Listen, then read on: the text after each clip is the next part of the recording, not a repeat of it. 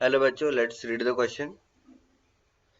Cattle feeds with spoiled hay of sweet clover which contains डाइक्लोमेरॉल.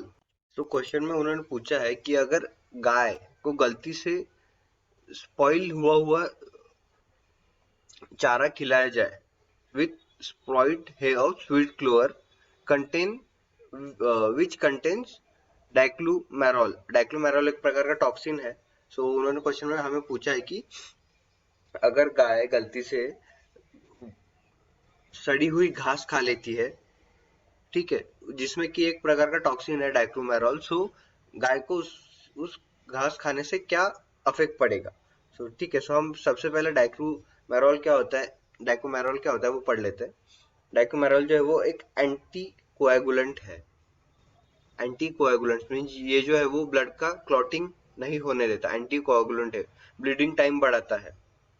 सो इससे क्या होता है, इससे जो सिंथेसिस है प्रोथ्रोम्बिन का लीवर में, ये कम हो जाता है. विटामिन के की डिफिशियंसी होती है, फिर उससे जो है वो प्रोथ्रोम्बिन का जो सिंथेसिस है लीवर में, ये इनहिबिट हो जाता है, कम हो जाता है. विटामिन के की डिफिशियंसी करता है डाइक्लोमेरॉल, फिर प्रोथ्रोम्बिन की सिंथेसिस इनहिबिट करता है.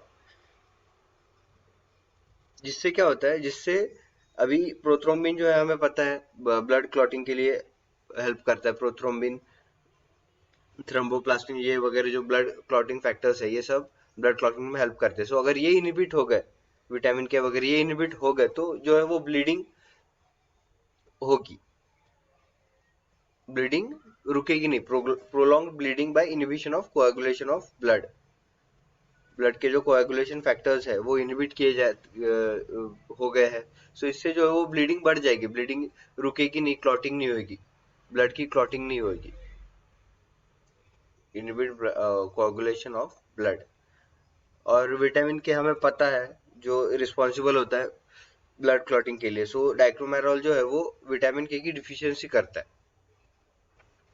Responsible for blood clotting. डाइक्लोमेरॉल जो है वो ब्लड क्लॉटिंग फैक्टर्स पे अफेक्ट करता है और विटामिन के की डिफिशियंसी करता है. सो इस क्वेश्चन का आंसर है विटामिन के की डिफिशियंसी करता है डाइक्लोमेरॉल और ब्लीडिंग कॉज करता है, prolonged bleeding.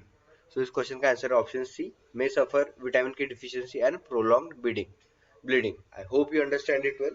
All the best.